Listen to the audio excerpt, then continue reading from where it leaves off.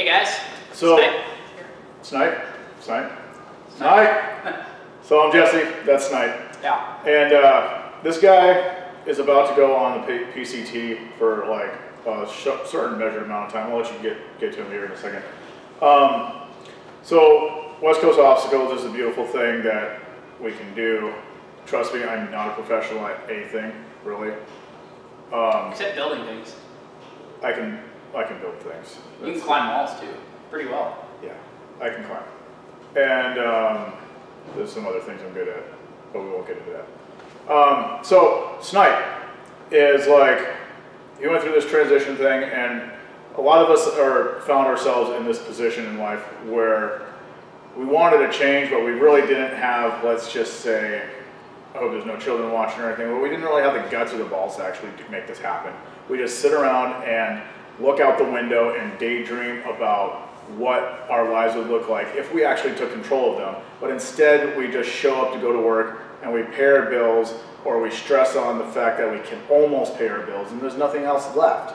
You know, so what do? We hope to get some more hours, make a couple dollars more, and you know, we can always go out and get credit cards. We start thinking we're successful because we get loans that allow us to buy houses, material things, or go on trips. But it's at the end of the day, we don't gain anything more. Sure, we have some experiences, but we have to go back to that dreaded place that we call work. So this is where Snype kind of found himself, and you know, he just decided to make a decision, and I totally respect him for this, because I myself have a job that I've been at, like I've been doing construction for different facets for like 20-something years. Yay me. I have found out how to support myself and pay my bills. This guy over here has found the same thing. But something different about it is that he's tired of it. He didn't quit his job or anything like that because he's not a drug addict. He likes a roof over his head. He likes to stay warm, likes to eat well, right? Generally. But the whole grind and everything, man, like we all get tired of, has reached its limit. Snype, let's hear about what's your story, what you're gonna do. Absolutely. So, you know, I worked as a financial advisor, planner for 12 years, just short of 12 years.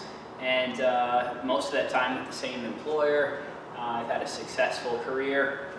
And a lot of what I've done over the years is really help people plan for their own financial futures and figure out how to live well and how to plan to have these days towards the end of your life that you are really going to be able to enjoy and be financially sound and set for.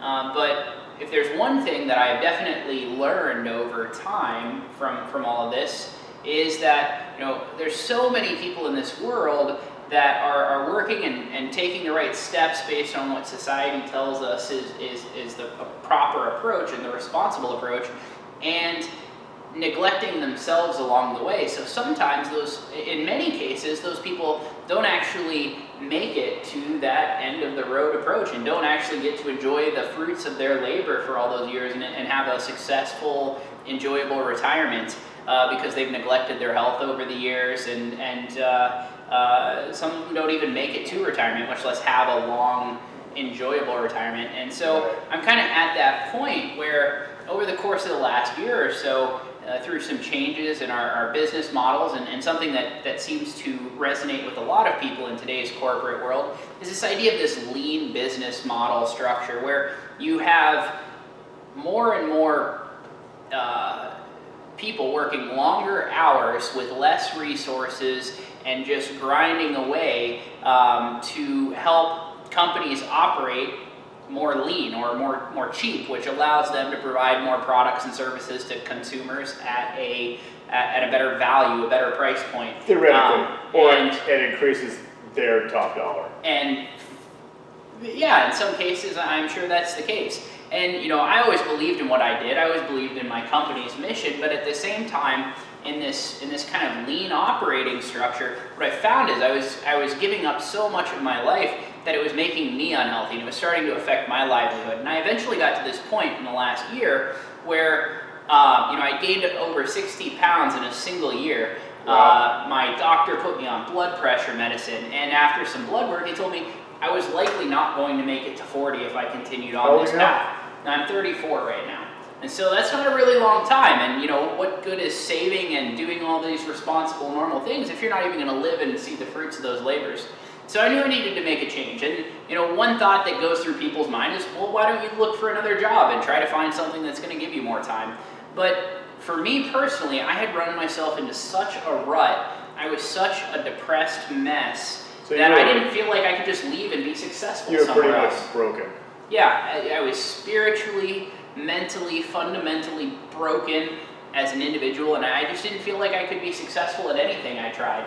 And so I came up with this idea for this pilgrimage. It actually was a friend of mine who I was talking to as I was really depressed one night, and he said, maybe you should take some time off and just travel and go find yourself. A lot of people, really have these spiritual experiences when they go and travel. Yeah.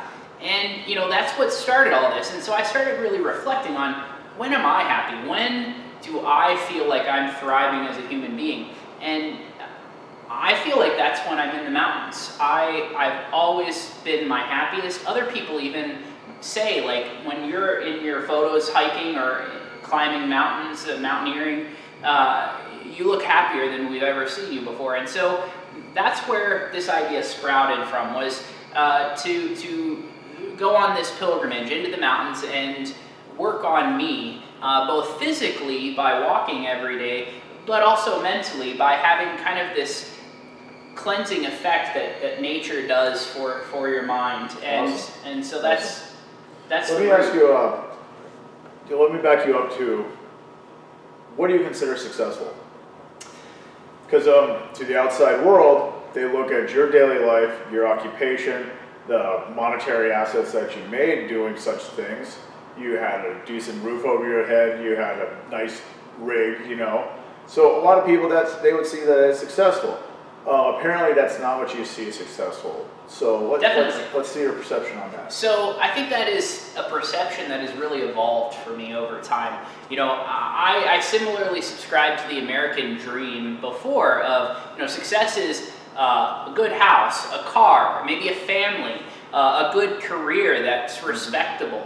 And those are all superficial things. Those are things that make you appear successful to other people. And that's, great, but that does nothing for you as an individual. So my value of success has evolved since then, as I've gone down this path and this journey, and it's really turning into more of this idea of how do you live a happy life and make a reasonable enough income to enjoy life and meet your needs, while actually you yourself, your inner person, being satisfied and whole and happy. Are you really happy if you have all of those things? Maybe some people are, but I don't know that I was. And when I traveled out of the country a few years ago and went to Central America, where I went to Nicaragua and Costa Rica and spent a lot of time down there, and people down there, they don't have the stuff we do. They don't have all the modern amenities and stuff, but they are a lot happier. People just live each day for each day. They're not waiting till the weekend so that they can get out and live their lives. They're every day experiencing the journey and the magic of life, and they have smiles on their faces all the time. I mean, if you go out here into the city and you see these people grinding away in downtown Seattle, half of them look like they're ready to choke somebody. Well, so, exactly. But that's our perception. Right. So those people that we see down there that you're saying that look like they might be ready to choke somebody, they're living in their own existence. And they very well might be happy with how life is. Absolutely. So I mean... And more power to them. That's why it's a perception. That's why it's a perception on like what success and living life is. One person cannot judge another person's life and say that person's not happy because it's not what they agree with. Sure. So people like down in Nicaragua, man, you pay attention to the news and all the social media and stuff, that's a pretty scary place to go. but you went down there and you found happy people living at standards that we don't consider are well. Yeah, absolutely. So let me tell you, not tell you, but let me ask you. So Thursday night, you and me and our friend Jody are gonna go to the woods, and we're gonna let you go. Yep. Come Friday morning. Set me free into the wild. Run, Snipe, run, or hike, walk, right. Whatever you want to do. And you're gonna walk up to the Canadian border. Yep. And what's up there? There's a giant monument right at the Canadian border that is the technically considered the end of the PCT. Is that a Pacific Crest Trail? Nope. Yeah, I don't know what that was.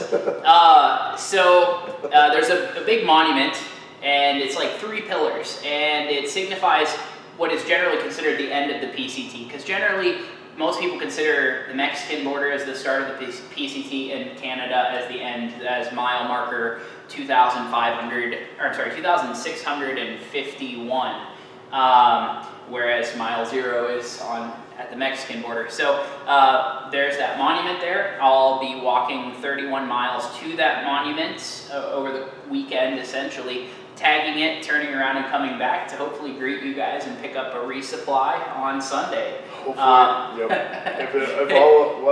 If everything goes timing on, works. You will go to what? Where are we going to be at? Mazama? Well, Mazama is. Mazama? I think it's how you pronounce it. It's that's the closest city to where we're going. Where we're actually going is a place called Harts Pass. Harts Pass is a little east of Ross Lake area, and that's where the closest intersection of the trail is to a road that's near the Canadian border. You can't actually enter the U.S. from Canada except at specific checkpoints, or else you could end up in jail and get fined $10,000. So cool. The easiest way to do this is to go up to Harts Pass and then make the 31 miles each way. What's your expected ETA to get to Mexico? Somewhere between late October and late November. It's going to be 4 to 5 months, roughly, depending on how many miles a day I'm able to get up to, how the conditions on the trail unfold and all that. So you're going to have, you already have established a YouTube channel. You're also on Instagram and Facebook under Snype Saunters. Yeah. Everybody can follow you and see what your journey is going to be like. And so let me get this right. In the background there's a backpack on that table. And that's pretty much going to carry your home. Yep. You now have a mobile home. You could look at it that way. Yeah, I have a mobile home. It has lights in it too, my mobile home. I actually, you haven't seen this yet, but my little 2-pound tent, it's a 2-person tent, so it's got lots of room in case I end up having to hole up in it in a day during a storm or whatnot. And it's got LED lights sewn into the ceiling of it, so I can actually have a little lighting if I want to read or have some comfort. Huh? A dance party. Well, it's not strobe lights. Got it. So I can see this. So like in the night, there's bears, deers, little bunny rabbits, and birds and stuff, and we got this glowing tent somewhere in the forest, and snipe. Yep. Here's snipe. Right. So you kind of hinted on something. So that's kind of something interesting. The origins of my name, I think, are I should I remember when mention. we were talking about this over tacos. Yeah, we were talking about this originally. I don't know if any of you guys remember, the people watching, if your parents ever sent you on a snipe hunt when you were younger, out into the woods, like, in the middle of the night with a paper bag and some pots and pans. Absolutely. And so I always thought that was funny to play little pranks like that, send people on snipe hunts, and so that's kind of like the origin of my name.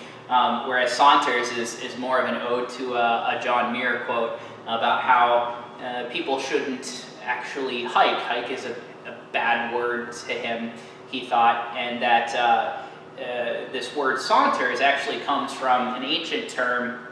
I believe it was Spanish, or it was either Spanish or Latin in origins, and it basically referred to these people that were going on pilgrimages and walking through the wilderness as they went to some holy land. And so a saunterer is basically on this holy pilgrimage trying to revitalize their spirit or their soul. And that really is descriptive of what I have going on here is this reverent walk where I'm out there looking for myself. That's awesome. So regardless of the elements or anything, you're going to show up and you're going to go and hike this whole thing. And along the way, I noticed that you put in, like the past couple of days we've been hanging out a lot, you put in a lot of effort and research into your nutrition. These guys, throughout your posts along the trip, are going to be able to find out about what you're surviving off of. Mm-hmm. I mean, because I don't think you did any research on how to like hunt down a wild squirrel. No, but as we did talk, I do plan to maybe do a little fishing along the way with some makeshift fishing poles and such. Right. Key rings and fishing line, man. Right, that's all you need. Right, key rings and fishing line. That's it. I think the hard part is going to be getting the worms. They're wild worms. Be careful. Right. Right. I got to watch out for the rabid ones if they're foaming at the tail or whatever. Absolutely.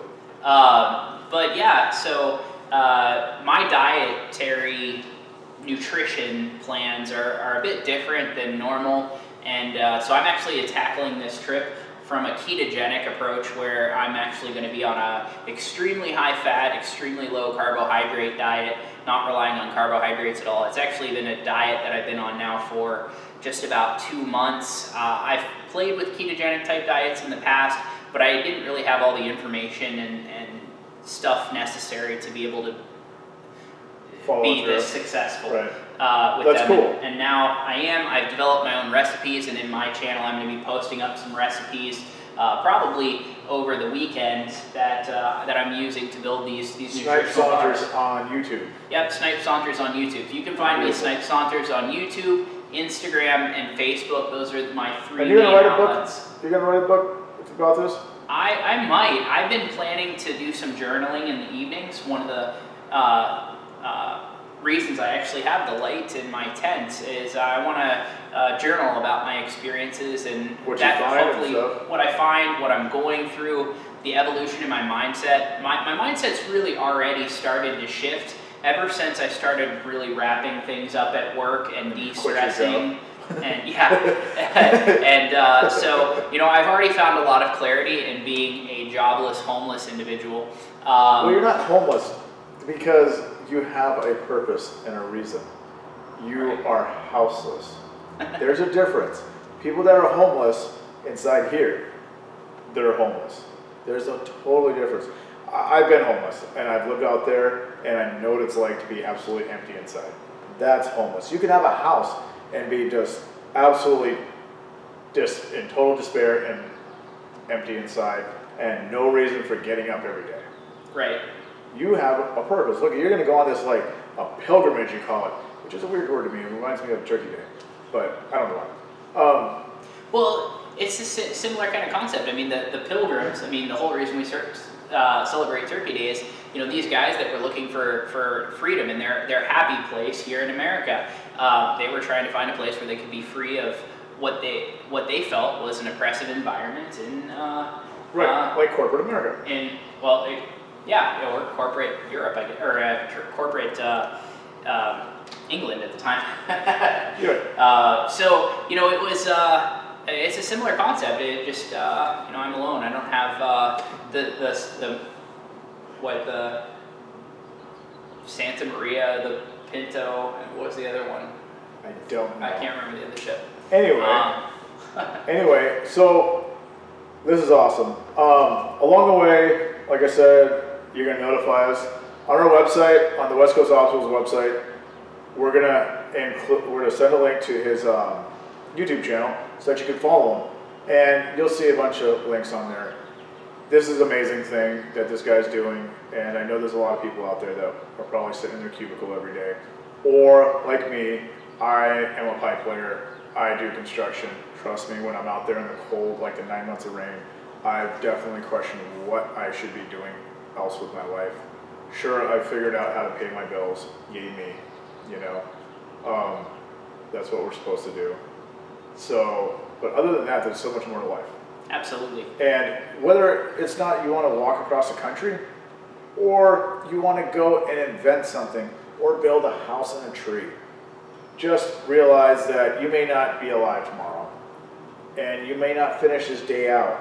We're convinced that yes, get a job, pay in 401k, your pension, yay, great career is with something with a retirement plan. Nobody says you're going to live to get old. I know many people in my personal past that didn't make it to the 30s, didn't make it to their mid-25s. You know, it doesn't matter how old you are. You could be 12 years old, you could be 50-something years old, but right now is a great time to start living your life. Absolutely. If you're not happy today, you may not be so happy or even alive in the future. So live for every single day, make the most out of it. Don't just grind away 5 days a week waiting for those 2 days that you're free. Right. And you know, one thing I've found in my 40 years of living is today I'm not afraid to fail. I've failed so much in my life that I realize I'm not going to die.